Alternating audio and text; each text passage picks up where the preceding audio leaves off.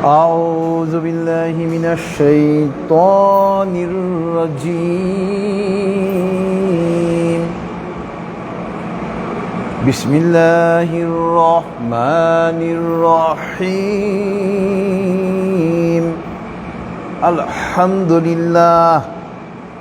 الحمد لله نستعينه ونستغفره ونعوذ بالله من شرور أنفسنا.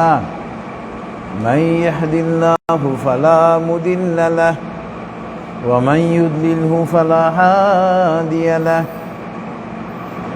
ونشهد أن لا إله إلا الله وحده لا شريك له. ونشهد أن محمدًا عبده ورسوله أرسله بالحق بشيرًا ونذيرًا بين يدي الساعة. من يطع الله ورسوله فقد رشد ومن يعصهما فإنه لا يضر إلا نفسه ولا يضر الله شيئا. فقد قال الله تعالى في القرآن المجيد: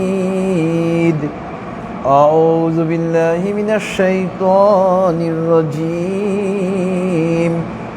بسم الله الرحمن الرحيم. إن الله وملائكته يصلون على النبي يا أيها الذين آمنوا صلوا عليه وسلموا تسليما. اللهم صل على محمد وعلى آل محمد كما صليت على إبراهيم وعلى آل إبراهيم إنك حميد مجيد. اللهم بارك على محمد وعلى آل محمد كما باركت على إبراهيم وعلى آل إبراهيم إنك حميد مجيد. رب اشرح لي صدري ويسر لي أمري واحلل عقدة من لساني يفقه قولي. رب زدني علما. سبحان الله وبحمده سبحان الله العظيم. সম্মানিত হাজির মজলিস এবং ফেসবুক লাইভের মাধ্যমে যারা আমাদের সঙ্গে দেশ বিদেশ থেকে যুক্ত হয়েছেন, আসসালামু আলাইকুম ওয়া রাহমাতুল্লাহি ওয়া বারাকাতুহু। মহান আল্লাহ পাকের দরবারে লক্ষ কোটি শুকরিয়া। মহান আল্লাহ পাক আজকে মাগরিবের নামাজ আদায় করার পর এই সুপ্রিম কোর্ট প্রাঙ্গণে আমাদেরকে এই তাফসীরুল কোরআন মাহফিলে একত্রিত হওয়ার জন্য তৌফিক দিয়েছেন। এই জন্য আমরা মহান আল্লাহ পাকের দরবারে শুকরিয়া আদায় করে বলি আলহামদুলিল্লাহ। আজকে আমরা ইনশাআল্লাহ এই তাফসীরুল কোরআন মাহফিলে মহাগ্রন্থ আল কোরআনের 3 নম্বর সূরা আলে ইমরান এর আয়াত নম্বর 27, এই একটা আয়াত নম্বর 27 নিয়ে আমরা আলোচনা করব ইনশাআল্লাহ। তবে আমরা যথারীতি প্রথমে এই আয়াতের তেলাওয়াত এবং তরজমা, এরপরে ইনশাআল্লাহ আমরা এই আয়াতের তাফসীরে চলে যাব। আউযু বিল্লাহি মিনাশ শাইতানির রাজীম। বিসমিল্লাহির রহমানির রহিম। তুলিজুল লাইলা ফিন নাহারি ওয়া তুলিজুন নাহারা ফিল লাইল ওয়া তুখরিজুল হাইয়া মিনাল মাইয়িতি ওয়া তুখরিজুল মাইয়িতা মিনাল হাই ওয়া তারযুকু মান তাশাউ বিগাইরি হিসাব। সাদাকাল্লাহুল আলিয়্যুল আযীম ওয়া সাদাকা রাসূলুহুন নাবিয়্যুল কারীম ওয়া নাহনু আলা যালিকা মিনাশ শাহিদিন। সুবহানাল্লাহি ওয়া বিহামদিহি সুবহানাল্লাহিল আযীম। আল্লাহুম্মা সাল্লি আলা মুহাম্মাদিন আবদিকা ওয়া রাসূলিক। বিতাড়িত শয়তান থেকে মহান আল্লাহর কাছে পানা চাচ্ছি, পরম করুণাময় এবং অসীম দয়ালু আল্লাহর নামে শুরু করছি।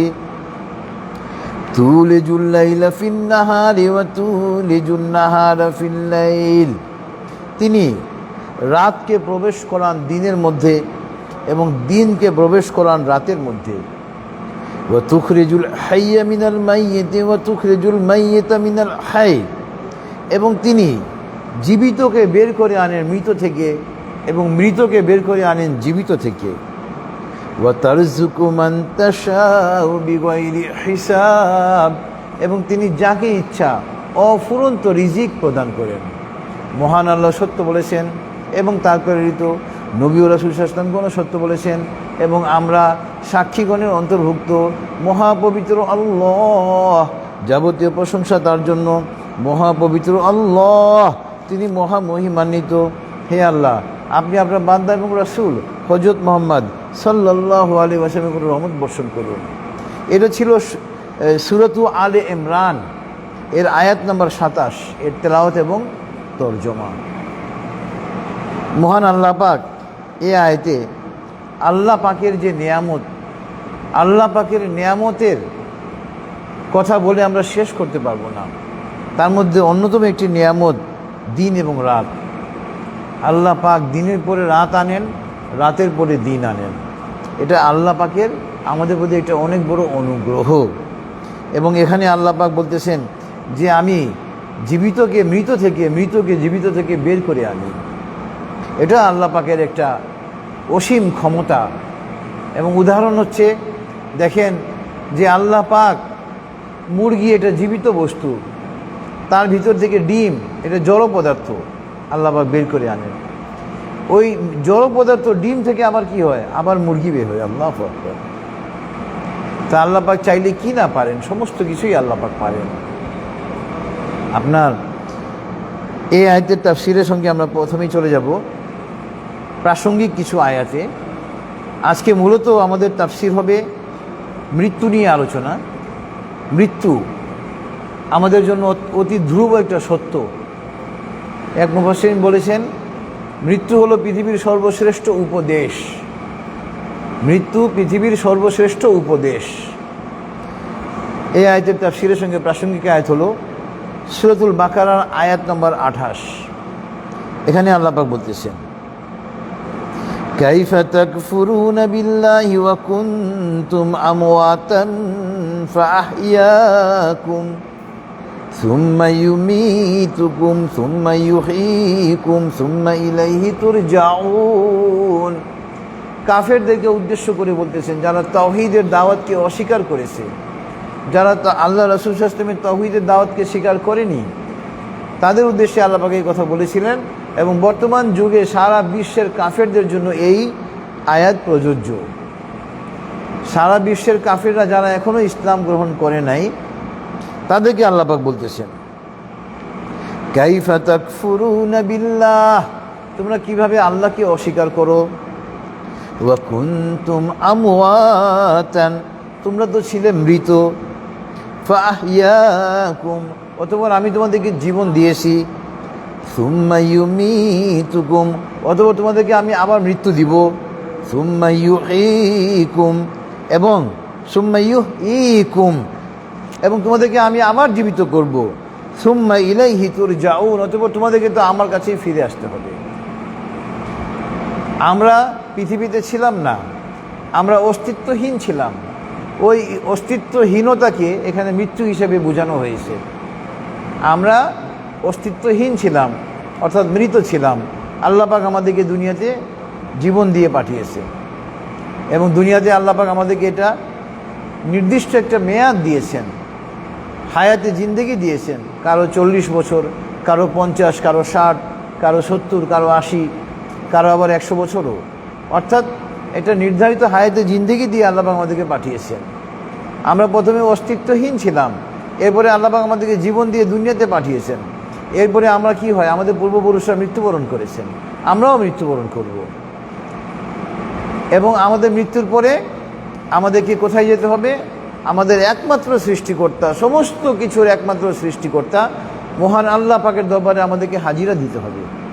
এবং আল্লাহ পাকের দরবারে আমরা কি করব? মৃত্যুর পরে আল্লাহ পাকের দরবারে আমরা যাব, আল্লাহ পাক মৃত্যুর পরে আমাদেরকে আবার জীবিত করবেন। আল্লাহু আকবার। তো সুতরাং একজন মুসলমান মাত্রই আমাদেরকে সব সময় মনে রাখতে হবে যে আমাদের এই হায়াতি জিন্দেগি এটা ক্ষণিকের জিন্দেগি। একজন ইংরেজি লেখক বলেছেন, life is nothing but a bridge and you are passing through ইট।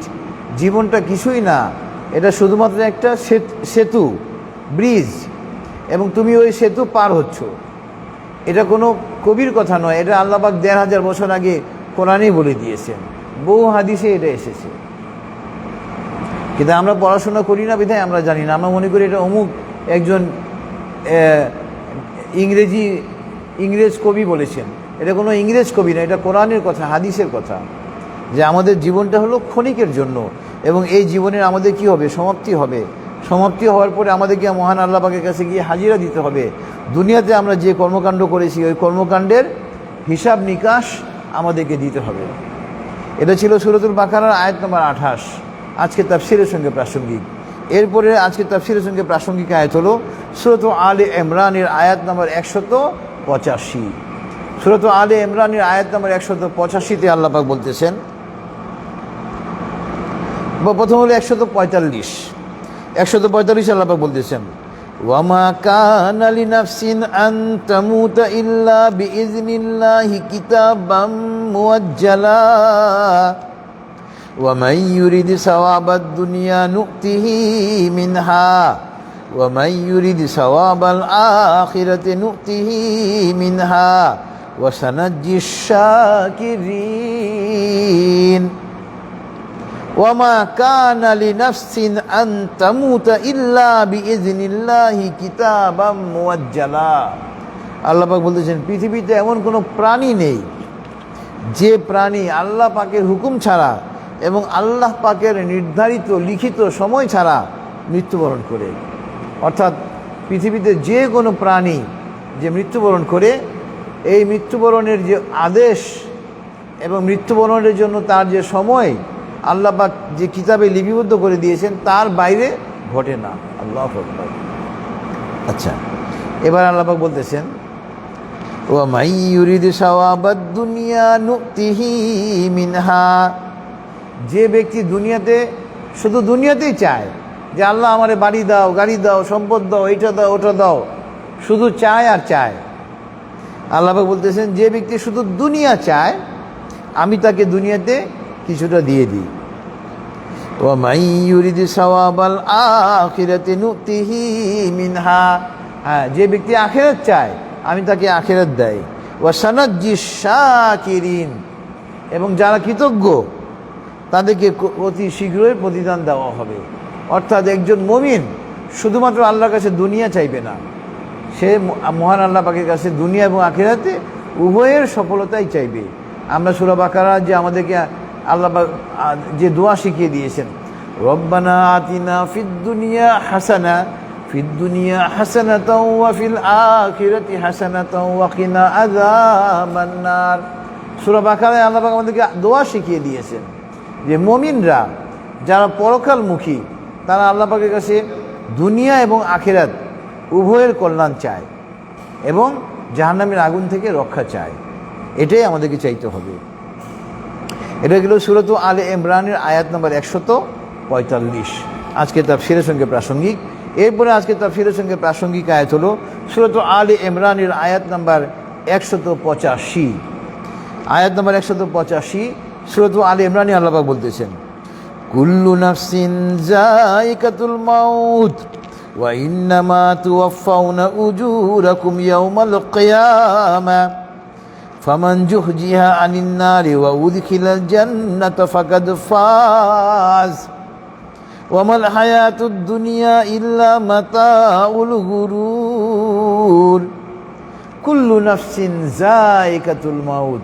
প্রত্যেক প্রাণীকেই মৃত্যুর স্বাদ গ্রহণ করতে হবে। ওয়া ইন্নামা তুওয়াফাউনা উজুরাকুম ইয়াওমাল কিয়ামা। এবং আল্লাহ পাক বলতেছেন, যখন তোমরা মৃত্যুবরণ করবে তখন আমি তোমাদেরকে কি করব? কিয়ামতের দিন তোমাদেরকে যার যা পাওনা প্রাপ্য বুঝিয়ে দিব। ফামান জুহজিহা আনিন নার, যাকে জাহান্নাম থেকে রক্ষা করা হবে, জাহান্নাম থেকে বাঁচিয়ে দেওয়া হবে, ওয়া উদখিলাল জান্নাতা, এবং জান্নাতে প্রবেশ করানো হবে, ফাকাদ ফাজ, তা হবে তার মহা সাফল্য। আল্লাহু আকবার। আমরা যারা ছাত্রছাত্রীরা পরীক্ষা দেয়, যে গতকালকে এসএসসি পরীক্ষার রেজাল্ট দিয়েছে, যারা ভালো রেজাল্ট করেছে কত খুশি। ওই রকমভাবে পরকালে আল্লাহ পাক যখন মুমিনদেরকে পুরস্কার দিবেন, জান্নাতে দাখিল করাবেন, তারা অত্যন্ত আনন্দিত হবে। এবং আল্লাহ পাক বলতেছেন, তোমরা মৃত্যুবরণ করার পরে তোমাদেরকে যথাযথ পাওনা, যার যে পাওনা থাকে ওই পাওনা তার ওই প্রাপ্য দিয়ে দেওয়া হবে, কারো সঙ্গে অবিচার করা হবে না। হ্যাঁ, যারা জাহান্নাম থেকে রক্ষা পেয়ে জান্নাতে প্রবেশ করবে, ওটা তাদের জন্য হবে মহা সাফল্য। আপনি দুনিয়াতে বাড়ি গাড়ি করে ফেলেছেন, বিশাল সম্পদের মালিক হয়ে গিয়েছেন, অনেক ক্ষমতার মালিক হয়ে গিয়েছেন, এটা সফলতা নয়। আসল সফলতা হবে আখিরাতে যদি আমরা জাহান্নাম থেকে মুক্তি পেয়ে জান্নাতে প্রবেশ করতে পারি, ওইটা হবে সত্যিকারের সফলতা। এবার আল্লাহ পাক বলতেছেন, ওয়ামাল হায়াতুদ দুনিয়া ইল্লা মাতাউল গুরুর, এই যে দুনিয়ার যে জীবনটা, এটা একটা ধোঁকা ব্যতীত আর কিছুই না। দুনিয়ায় সামান্য জীবনের জন্য মানুষ কি করে দেখেন, ভাই ভাইকে ঠকাচ্ছে, বাবা ছেলেকে ঠকাচ্ছে, ছেলে বাবাকে ঠকাচ্ছে, স্বামী স্ত্রীকে ঠকাচ্ছে, স্ত্রী স্বামীকে ঠকাচ্ছে, হত্যা করতেছে একে অপরকে সম্পদের জন্য, অথচ এটা একটু ধোঁকা। এরপরে আজকে তাফসীরের সঙ্গে, এটা ছিল সূরা আলে ইমরানেরই আয়াত 185, আরেকটা আয়াত সূরা আলে ইমরানের 190 আজকে তাফসীরের সঙ্গে প্রাসঙ্গিক। এখানে মহান আল্লাহ পাক বলতেছেন, ইন্না ফি খালকিস সামাওয়াতি ওয়াল আরদি ওয়া ইখতিলাফিল লাইলি ওয়ান নাহারি লাআয়াতিল লিউলিল আলবাব, নিশ্চয় আসমান সমূহ এবং জমিনের সৃষ্টি এবং দিবারাত্রির যে পরিবর্তন, এর মধ্যে জ্ঞানীদের জন্য চিন্তার খোরাক রয়েছে, চিন্তার বিষয় রয়েছে। আল্লাহু আকবার। একজন জ্ঞানী মাত্রই তারা আল্লাহ পাকের এই সৃষ্টিগুলোকে নিয়ে গবেষণা করে, আল্লাহ পাকের নিয়ামতগুলোকে নিয়ে গবেষণা করে, চিন্তা ফিকির করে, এবং আল্লাহ পাকের নিয়ামত সমূহকে নিয়ে গবেষণা করা, চিন্তা ফিকির করা, এটা ইবাদতের শামিল। আল্লাহু আকবার। এটা হলো সূরা আলে ইমরানের আয়াত নম্বর 190। এরপরে আজকে তাফসীরের সঙ্গে প্রাসঙ্গিক আয়াত হলো সূরা নিসা আয়াত নম্বর আপনার 78, আয়াত নম্বর 78 সূরা নিসা। এখানে মহান আল্লাহ পাক বলতেছেন, মৃত্যু সম্পর্কে আলোচনা করছিলাম, আইনামা তাকুনু ইউদরিকুমুল মাউত, আইনামা তাকুনু ইউদরিকুমুল মাউত, তোমরা যেখানে থাকো মৃত্যু তোমাদেরকে খুঁজে বের করে ফেলবে। ওয়ালাউ কুনতুম ফি বুরুজিম মুশাইয়াদা, ওয়ালাউ কুনতুম ফি বুরুজিম মুশাইয়াদা, যদি তোমরা একটা শক্তিশালী দুর্গের মধ্যেও অবস্থান করো, এমন একটা দুর্গ যে লক্ষ লক্ষ সেনাবাহিনী দিয়ে দুর্গটাকে পাহারা দিয়ে আপনি রেখেছেন, ওই দুর্গে কেউ প্রবেশ করতে পারে না আপনার অনুমতি ছাড়া, আপনি এরকম একটা শক্তিশালী দুর্গেও যদি লুকিয়ে থাকেন, ওখান থেকে মৃত্যু আপনাকে খুঁজে বের করে আনবেই। মৃত্যু থেকে কেউ বাঁচতে পারে না। এই জন্য আল্লাহ পাক সূরা নিসা আয়াত নম্বর 78 বলতেছেন, আইনামা তাকুনু ইউদরিকুমুল মাউত ওয়ালাউ কুনতুম ফি বুরুজিম মুশাইয়াদা, তোমরা মৃত্যু থেকে কোথায় পালাবে, তুমি যেখানে থাকো মৃত্যু তোমাকে খুঁজে বের করবে। এমনকি যদি তুমি একটা শক্তিশালী দুর্গে অবস্থান করো, তথাপি মৃত্যু তোমাকে খুঁজে বের করে আনবেই। সূরা নিসা আয়াত নাম্বার 78। এরপরে আপনার আজকে তাফসীরের সঙ্গে প্রাসঙ্গিক আয়াত হলো সূরা আরাফ আয়াত নম্বর 172। আমরা মুসলমান মাত্রই আমাদেরকে মনে রাখতে হবে, তাওহীদ হলো ইসলামের মূল শিক্ষা। মা আত-তাওহীদু, তাওহীদ কি? আত-তাওহীদু ঈমানুন বিইলাহি ওয়াহিদ।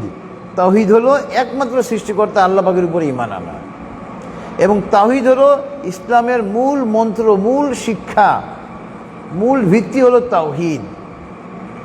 তাওহীদ থেকে যদি আমরা দূরে চলে যাই, আমরা পরকালে ক্ষতিগ্রস্ত হয়ে যাব। এবং আমাদেরকে দুনিয়াতে পাঠানোর আগে আল্লাহ পাক তার একত্ববাদের উপরে আমাদের সাক্ষী নিয়েছেন, যাতে আমরা তাওহীদের উপরে কায়েম থাকি। আল্লাহ পাক বলতেছেন সূরাতুল আরাফের আয়াত নম্বর 172, এখানে আল্লাহ পাক বলতেছেন, ওয়া ইয আখাযা রাব্বুকা মিন বানি আদামা মিন জুহুরিহিম যুররিয়াতাহুম ওয়া আশহাদাহুম আলা আনফুসিহিম আলাস্তু বিরাব্বিকুম ক্বালু বালা শাহিদনা আন তাকুলু ইয়াওমাল কিয়ামাতি ইন্না কুন্না আন হাযা গাফিলিন। দেখেন, এই যে আল্লাহ এক, তার কোনো শরীক নেই, তার কোনো স্ত্রী নেই, তার কোনো পুত্র নেই, কন্যা নেই, তার কোনো সহযোগী নেই, তিনি এক এবং অদ্বিতীয়। এবং আল্লাহ পাক আমাদেরকে দুনিয়াতে প্রেরণের পূর্বে আল্লাহ পাক বলতেছেন, ওয়া ইজ আখাযা রাব্বুকা, যখন আপনার প্রভু গ্রহণ করেছিলেন, মিন বানি আদামা, আপনার প্রভু বনি আদমদের নিকট থেকে প্রতিজ্ঞা গ্রহণ করেছিলেন। কিভাবে? মিন বানি আদামা মিন জুহুরিহিম ওয়া যুররিয়াতাহুম। আল্লাহ পাক দুনিয়াতে আমাদেরকে প্রেরণের পূর্বে আমাদেরকে রূহের জগতে, তাফসিরে এসেছে রূহের জগতে আমাদেরকে দুনিয়াতে প্রেরণের পূর্বে রূহের জগতে আমাদেরকে একত্রিত করেছিলেন। কিভাবে? আদম আলাইহিস সালামের পিঠকে আল্লাহ পাক তো প্রথমে মাটি দিয়ে আদম আলাইহিস সালামকে সৃষ্টি করলেন। আদম আলাইহিস সালামকে সৃষ্টি করার পরে আদম আলাইহিস সালামের পিঠে আল্লাহ পাকের কুদরতি হাত মোবারক দিয়ে স্পর্শ করলেন। তৎক্ষণাৎ সমস্ত মানব জাতি যারা দুনিয়াতে আগে এসেছিল, বর্তমানে আছে এবং ভবিষ্যতে আসবে, সমস্ত মানব জাতি ওখানে উপস্থিত। আল্লাহু আকবার। ওখানে আমিও ছিলাম, আপনিও ছিলেন, আমার বাবাও ছিল, আমার দাদাও ছিল, আমার দাদার বাবাও ছিল, আমার যে বর্তমান সন্তান তার যে সন্তান হবে, সমস্ত মানব জাতি সেখানে উপস্থিত। জি, রূহের জগতে আল্লাহ পাক আমাদেরকে দুনিয়াতে প্রেরণের পূর্বে আল্লাহ পাক আমাদেরকে ওখানে কি করলেন? হাজির করলেন। এবং হাজির করার পরে আল্লাহ পাক কি বলতেছেন? আলাস্তু বিরাব্বিকুম, আমাদের থেকে তিনি প্রতিজ্ঞা নেবেন, সাক্ষী নেবেন। এই জন্য তিনি বলতেছেন আদম আলাইহিস সালামকে, প্রত্যেক আদম সন্তানকে আল্লাহ পাক জিজ্ঞেস করলেন, আলাস্তু বিরাব্বিকুম, আমি কি তোমাদের প্রভু নই? আল্লাহ পাক বলতেছেন আমাদেরকে। ক্বালু বালা, আমরা সকলেই বললাম। যারা মারা গিয়েছে তারাও বলল, আমরা যারা জীবিত আছি, হিন্দু, বৌদ্ধ, মুসলিম, খ্রিস্টান, ইহুদি, কাদিয়ানি, যত লোক, প্রত্যেকে আমরা বললাম বালা, অবশ্যই, শাহিদনা, আমরা সাক্ষ্য দিচ্ছি। অর্থাৎ আমরা প্রত্যেকে দুনিয়াতে আগমনের পূর্বে আল্লাহ পাকের একত্ববাদের সাক্ষী আমরা দিয়ে এসেছি। এই যে আপনার আমার সঙ্গে যে হিন্দু ছেলে মেয়ে চলাফেরা করে, হ্যাঁ, আপনার ওই অমুক মুখার্জি, অমুক মণ্ডল হিন্দু মূর্তি পূজা করে, সেও দুনিয়াতে আসার পূর্বে আল্লাহ পাকের একত্ববাদের সাক্ষী দিয়ে এসেছে। আমরা মুসলমানরা তো দিয়ে এসেছি, তারাও দিয়েছে। আল্লাহ পাক প্রত্যেকের নিকট থেকে আল্লাহর একত্ববাদের সাক্ষ্য গ্রহণ করেছেন। কেন সাক্ষ্য গ্রহণ করেছেন? আন তাকুলু ইয়াউমাল কিয়ামাতি ইন্না কুন্না আন হাযা গাফিলিন, যাতে কিয়ামতের দিন কাফেররা বলতে না পারে যে আল্লাহ আমরা তো জানতাম না যে আপনি আমাদের একমাত্র সৃষ্টিকর্তা, আমরা এই ব্যাপারে উদাসীন ছিলাম, যাতে এই কথা বলতে না পারে। আল্লাহু আকবার। এই যে আমরা বলি মানুষকে আশরাফুল মাখলুকাত, সৃষ্টির সেরা জীব কেন, তার অন্যতম একটা কারণ হলো আমরা দুনিয়াতে আগমনের পূর্বে এই চক্ষু দিয়ে মহান আল্লাহ পাকের দিদার লাভ করে এসেছি। আল্লাহু আকবার। এবং আল্লাহ পাকের একত্ববাদের পক্ষে আমরা সাক্ষী দিয়ে এসেছি। এবং মুফাসসিরগণ লিখেছেন যে যারা কামেল লোক, যারা প্রকৃত মুমিন লোক, তাদের দুনিয়াতেই এই কথা মনে পড়ে যাবে যে হ্যাঁ, আমি পরকালে আল্লাহর একত্ববাদের সাক্ষী দিয়ে এসেছি। আল্লাহু আকবার। সুতরাং এই যে হিন্দু, বৌদ্ধ, খ্রিস্টান, ইহুদিরা যারা আল্লাহ পাকের একত্ববাদের স্বীকৃতি দেয় না, তারা যারা শিরক করতেছে, তারা বাঁচার কোনো উপায় নেই। যে ওখানে গিয়ে বলবে যে আল্লাহ আমরা তো জানতাম না যে আপনি একমাত্র সৃষ্টিকর্তা, আমাদেরকে তো এটা বলা হয়নি, নাউজুবিল্লাহি মিন যালিক, এই কথা তারা বলতে পারবে না। এগুলো সূরাতুল আরাফ আয়াত নম্বর 172। দেখেন মহাগ্রন্থ আল কোরআনের অর্থ আর ব্যাখ্যা জানা কত জরুরি। আল্লাহ পাক 1000 বছর আগে আমাদেরকে জানিয়ে দিয়েছেন যে তোমরা কিন্তু দুনিয়াতে আগমনের পূর্বে আমার একত্ববাদের সাক্ষী দিয়ে এসেছো, এরপরেও কিভাবে তোমরা দুনিয়াতে আমার সঙ্গে শরীক স্থাপন করতেছো। নাউজুবিল্লাহি মিন যালিক। এই জন্য কাফেররা যারা ইসলাম গ্রহণ না করে মৃত্যুবরণ করবে, তাদের কোনো সুযোগ নেই, কোনো অজুহাত তারা দেখাতে পারবে না। এটা ছিল সূরাতুল আরাফ আয়াত নম্বর 172। এরপরে আজকে তাফসীরের সঙ্গে প্রাসঙ্গিক আয়াত হলো সূরাতুল হিজর। সূরাতুল হিজরের আয়াত 98 এবং 99। এখানে আল্লাহ পাক বলতেছেন ফাসাব্বিহ বিহামদি রাব্বিকা ওয়া কুম মিনাস সাজিদিন ওয়া'বুদ রাব্বাকা হাত্তা ইয়াতিয়াকাল ইয়াকিন। অতএব তুমি তোমার প্রভুর শ্রেষ্ঠত্ব বর্ণনা করো, প্রভুর গুণকীর্তন করো, আল্লাহ পাকের শ্রেষ্ঠত্ব তোমরা বর্ণনা করো। ওয়াকুম মিনাস সাজিদিন, এবং সিজদা করো, যারা সিজদা করে তাদের অন্তর্ভুক্ত হয়ে যাও, অর্থাৎ নামাজ আদায় করো। ওয়া'বুদ রাব্বাকা, এবং তোমার প্রভুর তুমি ইবাদত করো। হাত্তা ইয়াতিয়াকাল ইয়াকিন, ইয়াকিন মানে বিশ্বাস, কিন্তু এখানে ইয়াকিন মানে মৃত্যু অর্থে বোঝানো হয়েছে। তোমরা তোমাদের প্রভুর ইবাদত করো মৃত্যু আসার আগ পর্যন্ত। দেখবেন আমাদের সমাজে তরিকতপন্থী নামে একটা পথভ্রষ্ট পন্থী আছে, দল আছে, যারা নামাজ পড়ে না, নাউজুবিল্লাহি মিন যালিক।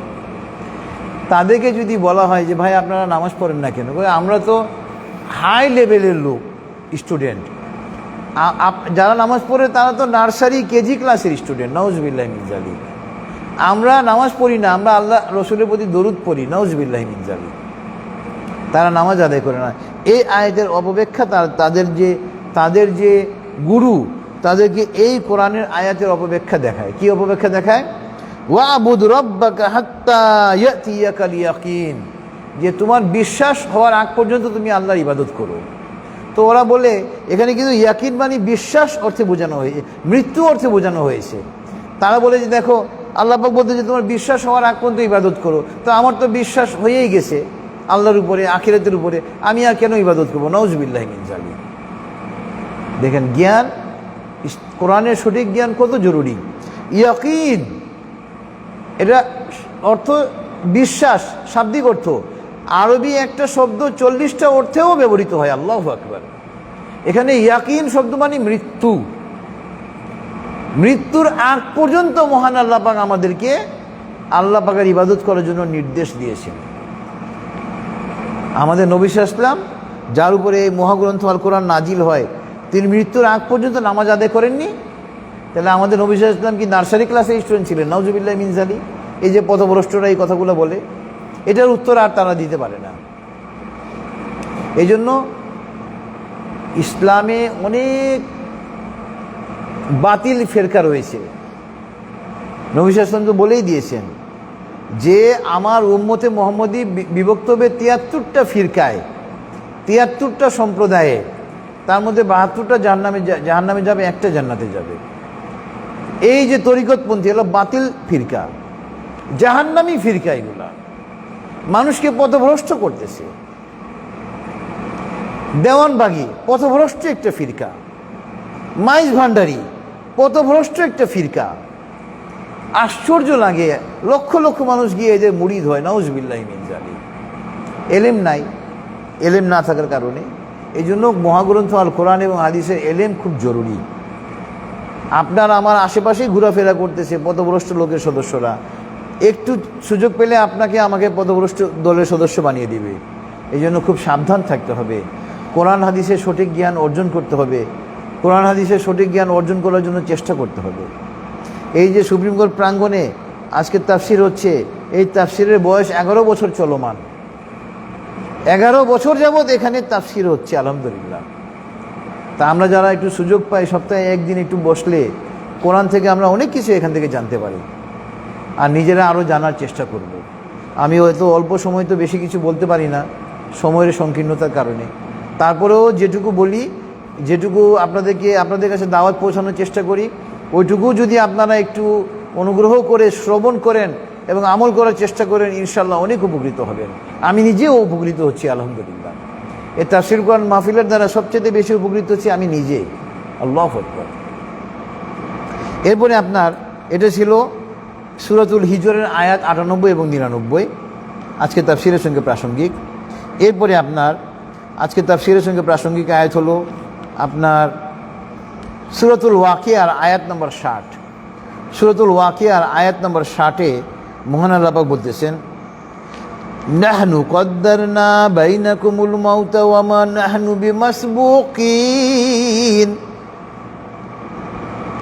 আমি তোমাদের মাঝে মৃত্যুকে সৃষ্টি করেছি।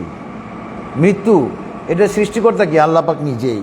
এবং আল্লাহ পাক বলতেছেন, আমি কোনো কাজের জন্য এবং তোমাদের আমি ভাগ্য নির্ধারণ করে দিয়েছি এবং কোনো কিছুর জন্য আমি অপারগ নই। আল্লাহু আকবার। সুতরাং আমরা দুনিয়াতে এসেছি, আজীবন কি কেউ বেশি ছিল? ছিল না। তাদেরকে মৃত্যুবরণ করতে হয়েছে, আমাদেরকেও মৃত্যুবরণ করতে হবে।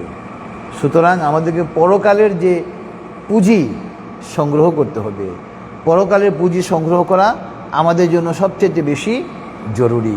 এবং আল্লাহ পাক বলতেছেন সূরাতুল আসরের, আল্লাহ পাক বলতেছেন, ওয়াল আসর ইন্নাল ইনসানা লাফি খুসর ইল্লাল্লাযীনা আমানু ওয়া আমিলুস সালিহাতি ওয়া তাওয়াসাউ বিল হাক্কি ওয়া তাওয়াসাউ বিস সবর। আসরের শপথ, আল্লাহ পাক আসরের ওয়াক্তের শপথ করে বলতেছেন, আসরের শপথ, ইন্নাল ইনসানা লাফি খুসর, নিশ্চয় মানুষ ক্ষতির মধ্যে রয়েছে। ইল্লাল্লাযীনা, তারা ব্যতীত, আমানু, যারা ঈমান এনেছে, ওয়া আমিলুস সালিহাত, এবং যারা ঈমান আনার পরে নেক আমল করেছে এবং মানুষকে হকের দিকে আহ্বান করেছে, মানুষকে ধৈর্যের দিকে আহ্বান করেছে, তারা ব্যতীত। এই সূরার তাফসীর করতে গিয়ে মুফাসসিরগণ বলেছেন যে আল্লাহ পাক, এক মুফাসসির বলতেছেন যে আল্লাহ পাক আসরের ওয়াক্তের শপথ কেন করলেন? আমি এটা নিয়ে অনেক ভাবলাম। তো উনি বলতেছেন, আমি একবার দামেস্ক শহরে বাজারে গিয়ে দেখি, বাজারে একজন বরফ বিক্রেতা বরফের পাটা নিয়ে চিৎকার করে বলতেছে, তোমরা এমন এক ব্যবসায়ীর প্রতি দয়া করো যার পুঁজি অহরহ গলে যায়। এখান থেকে মুফাসসির ব্যাখ্যা দিয়েছেন যে এই বরফ বিক্রেতা জানে তার যে পুঁজি, তার যে সম্পদ বরফ, বরফের ধর্ম হলো গলে যাওয়া, বিলুপ্ত হয়ে যাওয়া, নিঃশেষ হয়ে যাওয়া। সে জানে আমি যদি এই বরফ গলে যাওয়ার আগে আমি বিক্রি করতে না পারি, আমি পুঁজি হারা হয়ে যাব। এই জন্য সে চিৎকার করে বলতেছে, তোমরা এমন এক ব্যবসায়ীর প্রতি দয়া করো যার পুঁজি অহরহ গলে যায়। তা আমরা মানব জাতি যারা দুনিয়াতে এসেছি, আমাদের পুঁজি কি? সবচেয়ে বড় পুঁজি কি? আমাদের হায়াতে জিন্দেগি। এই জন্য সম্রাট বাবর তার ছেলে হুমায়ুনের সুস্থতার জন্য কি করলেন? তাকে এক মনীষী বললেন যে আপনি সবচাইতে দামি সম্পদ আল্লাহর রাস্তায় দান করেন, আল্লাহর রাস্তায় দান করে তার বিনিময়ে আপনার সন্তানের জীবন আপনি আল্লাহর কাছে ভিক্ষা চান। তার পুত্র হুমায়ুন, সম্রাট হুমায়ুন শিশু শৈশবে অসুস্থ হয়ে পড়েছিল এবং সম্রাট বাবর দেখতেছে আমার এই ছেলে যদি মারা যায় তাহলে তো পরবর্তী আমার কোনো বংশধরই থাকবে না। তো তিনি প্রথমে ভাবলেন যে স্বর্ণ মুদ্রা, রৌপ্য, হীরক এগুলো তিনি আল্লাহর রাস্তায় বিলিয়ে দিবেন। কিন্তু হঠাৎ করে তিনি তার মনে আল্লাহ পাক ঢুকিয়ে দিলেন, তাকে আল্লাহ পাক বোধোদয় দিলেন যে আমার জীবনের সবচেয়ে বড় সম্পদ তো আমার হায়াতের জিন্দেগি, আমার জীবন। এবং এই জন্য তিনি কী করলেন, আল্লাহর কাছে প্রার্থনা করলেন, আল্লাহ তুমি আমার জীবন নিয়ে নাও কিন্তু আমার সন্তানকে তুমি ফিরিয়ে দাও। এবং আল্লাহ পাক তার দোয়া কবুল করেছিলেন। এটা সত্য ঘটনা।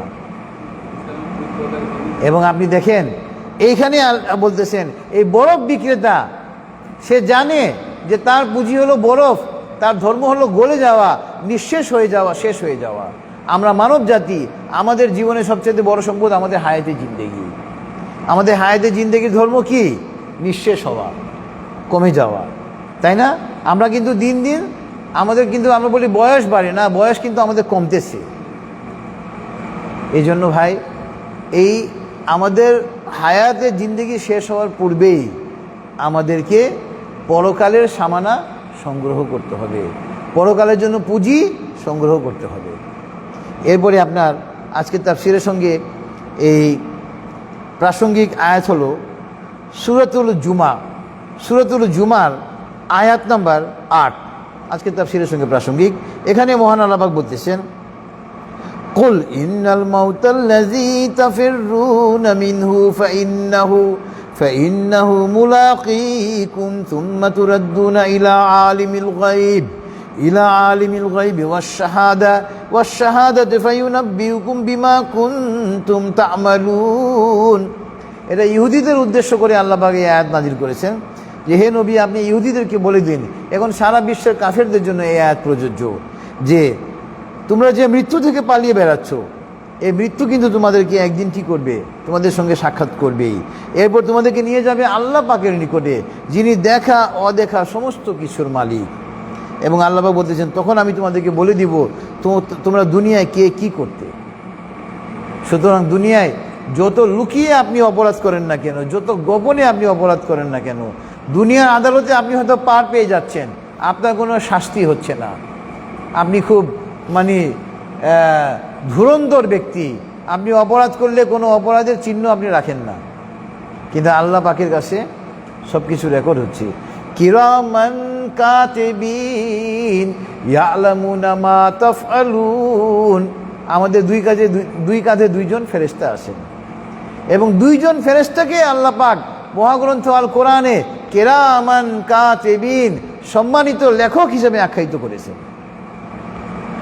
আমরা ভালো কিছু করলে ওনারা কি করেন, আমাদের ভালো কিছু লিপিবদ্ধ করেন, তাকে আল্লাহ পাক কিরামান কাতিবিন সম্মানিত লেখক বলেছেন। আর বাম দিকে যিনি ফেরেশতা আছেন তিনি আমাদের মন্দ পাপ কাজগুলো লিপিবদ্ধ করেন, তাকেও আল্লাহ পাক কিরামান কাতিবিন বলে আখ্যায়িত করেছেন। কিরামান কাতিবিন মানে সম্মানিত লেখক। এই যে দুইজন ফেরেশতা এরা সব সময় আমাদের সঙ্গে থাকে। শুধু 3টা সময়ে দেখেন ইসলাম কত চমৎকার ধর্ম, এই 3টা সময়ে এই ফেরেশতা আমাদের সঙ্গে থাকে না। আমরা যখন প্রসাব করতে যাই, বাথরুমে যাই, ওয়াশরুমে, এটা নাপাক জায়গা, এই দুইজন ফেরেশতা আল্লাহ পাকের নূরের তৈরি, তারা ওখানে আমাদের সঙ্গে যান না। আমরা যখন গোসল করার জন্য ওয়াশরুমে ঢুকি তখনও তারা আমাদের সঙ্গে থাকেন না। এবং তৃতীয়ত আমরা যখন স্ত্রীর নিকটে যাই গোপনে দেখা করার জন্য, স্বামী স্ত্রী, ওই সময়েও এই দুইজন ফেরেশতা থাকেন না। সহিহ হাদিসে এসেছে এই 3 সময়ে ব্যতীত আপনার এই ফেরেশতাগণ আমাদের সর্ব আমল তারা লিপিবদ্ধ করতেছে। দেখেন ইসলাম কত চমৎকার ধর্ম। আপনি আপনার স্ত্রীর নিকটে যাচ্ছেন গোপনে, ওই সময়ে দুইজন ফেরেশতাকে আল্লাহ পাক অর্ডার দিয়ে দিয়েছেন ওখানে যেন না যায়। ইসলাম একটা সায়েন্টিফিক ধর্ম এবং এটা একটা স্বয়ংসম্পূর্ণ ধর্ম, আপনি যে দিক থেকে বিবেচনা করেন না কেন। কিন্তু আমরা ইসলাম সম্পর্কে না জানার কারণে আজকাল কাফেররা আমাদের ধর্ম নিয়ে নানান কথা বলে, কিন্তু আমরা মুসলমানরা জ্ঞান না থাকার কারণে আমরা উত্তর দিতে পারি না। এরপরে আসেন আমরা আজকে তাফসীরের সঙ্গে প্রাসঙ্গিক একটা হাদিসে চলে যাব ইনশাল্লাহ। প্রথম হাদিস হলো আন মাসউদিন রাদিয়াল্লাহু আনহু আনি নবী সাল্লাল্লাহু আলাইহি ওয়াসাল্লাম قال لا تزول قدم يوم القيامة من عند ربه حتى يسأل عن خمس عن عمره فيما أفناه وعن شبابه فيما أبلاه وما له من أين اكتسبه وفيما أنفقه وماذا عمل فيما علم رواه الترمذي। সহিহ হাদিস। হযরত মাসউদ রাদিয়াল্লাহু আনহু হাদিস কেন বর্ণিত, তিনি বলেন কিয়ামতের মাঠে প্রত্যেক আদম সন্তান যদি 5টা প্রশ্নের উত্তর না দেয় তাহলে সে এক চুল পরিমাণও নড়তে পারবে না। 5টা প্রশ্নের উত্তর আমাকে প্রত্যেককে দিতে হবে। 5টা প্রশ্ন কি? আল্লাহ পাক আমাদেরকে প্রশ্ন করবেন যে আন উমরিহি ফিমা আফনাহু, আল্লাহ পাক প্রত্যেককে বলবেন আমি তোমাকে একটা হায়াতে জিন্দেগি দিয়েছিলাম 50, 60, 70, 80 বছরের, এই হায়াতে জিন্দেগি তুমি কিভাবে ব্যয় করেছো, প্রথম প্রশ্ন। দ্বিতীয় ওয়ান শাবাবুহু ফিমা আবলাহু, তোমার হায়াতে জিন্দেগির মধ্যে একটা যৌবন ছিল, এই যৌবন কাল তুমি কিভাবে ব্যয় করেছো, দ্বিতীয় প্রশ্ন। তৃতীয় প্রশ্ন হবে তুমি কিভাবে মাল আয় করেছো, ধন সম্পদ। চতুর্থ প্রশ্ন হবে কিভাবে ওই ধন সম্পদ ব্যয় করেছো, 4টা প্রশ্ন। পঞ্চম প্রশ্ন হবে তুমি কতটুকু এলেম অর্জন করে তার উপরে আমল করেছো। সুতরাং তলাবুল ইলমি ফরিদাতুন আলা কুল্লি মুসলিম, প্রত্যেক মুসলমান নরনারীর উপরে এলেম শিক্ষা করা ফরজ। এই যে আমরা আজকে তাফসীর কোরআন মাহফিলে বসেছি এলেম অর্জন করার জন্য, তার তো অন্য কোনো আমাদের উদ্দেশ্য নেই, এটা কিন্তু ফরজ কাজ। এবং আল্লাহ পাক প্রশ্ন করবেন আমাদেরকে পরকালে তুমি কতটুকু এলেম অর্জন করে ওই এলেমের উপরে তুমি আমল করেছো। রাওয়াহু তিরমিজি। এরপরে আপনার মৃত্যু নিয়ে আলোচনা হচ্ছিল। আপনার আন আবি হুরায়রা রাদিয়াল্লাহু আনহু قال سمعت رسول الله صلى الله عليه وسلم يقول أسرعوا بالجنازات فإن كانت صالحة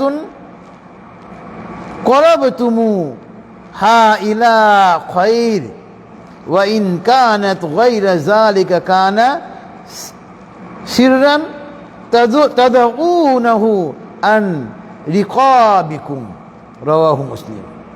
হযরত আবু হুরায়রা থেকে বর্ণিত, নবী সাল্লাল্লাহু আলাইহি ওয়াসাল্লাম বলেছেন যে তোমরা জানাজা তাড়াতাড়ি দাফন করবে, যদি এই লোকটা নেককার হয়ে থাকে তাহলে তাকে তার গন্তব্যে পৌঁছে দাও, তার জন্য তার উত্তম। কারণ কি, কবর জান্নাতের বাগান, জান্নাতের দরজা। আর যদি সে পাপী হয়ে থাকে তাহলে তোমাদের কাঁধ থেকে এই পাপকে তাড়াতাড়ি তোমরা নামিয়ে ফেলো। রাওয়াহু মুসলিম, সহিহ হাদিস। মৃত্যু নিয়ে যেহেতু আলোচনা করেছি এই জন্য এই হাদিসটা আমি লিপিবদ্ধ করলাম। এই যে আমরা জানাজা তাড়াতাড়ি করি কেন, এটা আল্লাহ রাসূল সাল্লাল্লাহু আলাইহি ওয়াসাল্লামের নির্দেশনা। একজন মুমিন মারা গেল, তাকে দ্রুত কবর দিলে সে তার গন্তব্যে পৌঁছে গেল দ্রুত। আর একজন পাপী মারা গেলে, পাপী মানে কি, সমাজের জন্য একটা আপদকে যত দ্রুত বিদায় করা যায় ততই সমাজের মঙ্গল। এরপরে হাদিস হলো ক্বালা নবী সাল্লাল্লাহু আলাইহি ওয়াসাল্লাম তুহফাতুল মুমিনিল মাউত রাওয়াহুল বুখারী এবং মুসলিম। বুখারী এবং মুসলিমের সহিহ হাদিস। আমাদেরকে কেউ যদি উপহার দেয় আমরা খুশি হই না? মৃত্যু মুমিনের জন্য উপহার। আল্লাহু আকবার। মুমিনের যখন মৃত্যু এসে যায় মুমিন খুশি হয়ে যায়। এই জন্য আমল যদি আমাদের ঠিক থাকে মৃত্যুকে আমাদের ভয় লাগবে না। তো ইনশাআল্লাহ দোয়া হবে, আমরা সবাই দরুদে ইব্রাহিম পড়ি। আল্লাহুম্মা সাল্লি আলা মুহাম্মাদ ওয়া আলা আলি মুহাম্মাদ কামা সাল্লাইতা আলা ইব্রাহিম ওয়া আলা আলি ইব্রাহিম ইন্নাকা হামিদুম মাজিদ। আল্লাহুম্মা বারিক আলা মুহাম্মাদ ওয়া আলা আলি মুহাম্মাদ কামা বারাকতা আলা ইব্রাহিম ওয়া আলা আলি ইব্রাহিম ইন্নাকা হামিদুম মাজিদ। আল্লাহুম্মা আমিন। ربنا تقبل منا إنك أنت السميع العليم. اللهم اغفر لحينا وميتنا وشاهدنا وغائبنا وصغيرنا وكبيرنا وذكرنا وأنثانا اللهم من أحييته منا فأحيه على الإسلام ومن توفيته منا فتوفه على الإيمان ربنا ظلمنا أنفسنا وإن لم تغفر لنا وترحمنا لنكونن من الخاسرين ربنا آتنا في الدنيا حسنة وفي الآخرة حسنة وقنا عذاب النار رب ارحمهما كما ربياني صغيرا ربي زدني علما أستغفر الله اللهم إني أسألك الهدى والتقى والعفاف والغنى হে আল্লাহ এই সুপ্রিম কোর্ট প্রাঙ্গণে মাওলা আমরা তোমার কিছু বান্দা মাওলা এবং ফেসবুক লাইভের মাধ্যমে আরও অনেক বান্দা বান্দি মাওলা হাত তুলেছি মাওলা মাওলা আমরা আমাদের জীবনে জানা অজানা ইচ্ছা অনিচ্ছায় করা সমস্ত গুনাহ নিয়ে তোমার দরবারে তওবা করতেছি মাওলা মাওলা তুমি আমাদের তওবাকে কবুল করে নাও মাওলা মাওলা আমাদের গুনাহ সমূহকে তুমি নেকির দ্বারা ভরপুর করে দাও মাওলা মাওলা আমরা এই তাফসীর মাহফিলে যে মহাগ্রন্থ আল কোরআন থেকে হাদিস থেকে আলোচনা করেছি মাওলা এর মধ্যে অনেক ভুল ভ্রান্তি হয়েছে মাওলা মাওলা সমস্ত ভুল ভ্রান্তি ক্ষমা করে মাওলা তুমি আমাদের এই মাহফিলকে কবুল করে নাও মাওলা মাওলা আমাদের এই মাহফিলকে আমাদের জন্য নাজাতের জারিয়া করে দাও মাওলা মাওলা আমাদেরকে আরবি ভাষা বাংলা ভাষা ইংরেজি ভাষার উপরে অগাধ পারদর্শিতা দান করো মাওলা যাতে করে সারা বিশ্বে তোমার কালামে পাকের বাণীকে আমরা ছড়িয়ে দিতে পারি মাওলা তুমি আমাদেরকে সেই তৌফিক দান করো মাওলা মাওলা আমাদের মধ্যে যারা অসুস্থ মাওলা তাদেরকে তুমি পুরোপুরিভাবে সুস্থতা দান করো মাওলা যারা অভাবগ্রস্ত মাওলা তাদের অভাবকে তুমি দূর করে দাও মাওলা মাওলা যারা ঋণগ্রস্ত মাওলা তাদেরকে তুমি ঋণ পরিশোধ করে তৌফিক দান করো মাওলা মাওলা এই দেশের বেশিরভাগ লোক গরিব মাওলা মাওলা তাদের পরিবারের অভিভাবকরা সকালবেলা খালি হাতে রিজিকের তালাশে বের হয় মাওলা মাওলা তাদের পরিবারের অন্যান্য সদস্যরা তাদের দিকে চেয়ে থাকে মাওলা মাওলা এই দেশের কোনো লোক যেন কোনো দিন খালি হাতে ঘরে না ফিরে মাওলা তুমি সেই তৌফিক দান করো মাওলা মাওলা আমাদের প্রত্যেককে প্রতিদিন পর্যাপ্ত পরিমাণে হালাল রিজিক নিয়ে ঘরে প্রবেশ করেন তৌফিক দান করো মাওলা মাওলা তুমি তো অমুখাপেক্ষী মাওলা আমরা কেবল তোমার মুখাপেক্ষী মাওলা তুমি ছাড়া পৃথিবীর কোনো ব্যক্তির কাছে কোনো সংস্থার কাছে আমাদের মুখাপেক্ষী করো না মাওলা আমাদের সকল নেক হাজত তুমি গাইবী সাহায্যে পূর্ণ করে দাও মাওলা মাওলা Bangladesh Bharat Pakistan Syria Lebanon Iran Iraq Afghanistan ফিলিস্তিন আফ্রিকা সারা বিশ্বের মুসলমানরা মাওলা যেখানে কাফের এবং মুনাফিকদের সাথে দ্বন্দ্বে লিপ্ত আছে মাওলা মাওলা আসমান থেকে ফেরেশতা অবতীর্ণ করে মাওলা মুসলমানদেরকে তুমি বিজয়ী করো মাওলা কাফেরদেরকে মুনাফিকদেরকে তুমি পরাজিত করো মাওলা মাওলা আমরা যারা হাত উঠেছি মাওলা তুমি তো আমাদের প্রত্যেকের মনের খবর জানো মাওলা আমাদের প্রত্যেকের মনের নেক উদ্দেশ্যকে তুমি পূর্ণ করে দাও মাওলা মাওলা আমাদের মধ্যে যাদের মাতা পিতা নানা নানি দাদা দাদি আত্মীয় স্বজন শ্বশুর শাশুড়ি মা বাবা ভাই বোন চাচা চাচি নানা নেনি ফুপা ফুপু বন্ধুবান্ধব অনেক আইনজীবী ভাই এবং বোনেরা বিচারপতিরা আইনজীবী সহকারীরা বারের কর্মচারীরা সুপ্রিম কোর্টের কর্মচারীরা মৃত্যুবরণ করেছে মাওলা মাওলা তাদের সকলকে তুমি ক্ষমা করে দাও মাওলা তাদের সকলের কবরের আযাব তুমি কিয়ামত পর্যন্ত মাফ করে দাও মাওলা মাওলা তাদের জন্য তুমি জান্নাতুল ফেরদাউসের ফয়সালা করে দাও মাওলা মাওলা আমরা যারা হাত ধরেছি মাওলা মাওলা আমাদের প্রত্যেকের জীবনের জানা অজানা সমস্ত গুনাহ তুমি মাফ করে দাও মাওলা মাওলা মহাগ্রন্থ আল কোরআনের উসিলায় মাওলা আমাদের দোয়াকে কবুল করে নাও মাওলা ওয়াসাল্লাল্লাহু তাআলা আলা খাইরি খালকিহি মুহাম্মাদি ওয়া আলা আলিহি ওয়া আসহাবিহি আজমাইন সুবহানা রাব্বিকা রাব্বিল ইজ্জাতি আম্মা ইয়াসিফুন ওয়া সালামুন আলাল মুরসালিন ওয়ালহামদুলিল্লাহি রাব্বিল আলামিন আসসালামু আলাইকুম ওয়া রাহমাতুল্লাহ।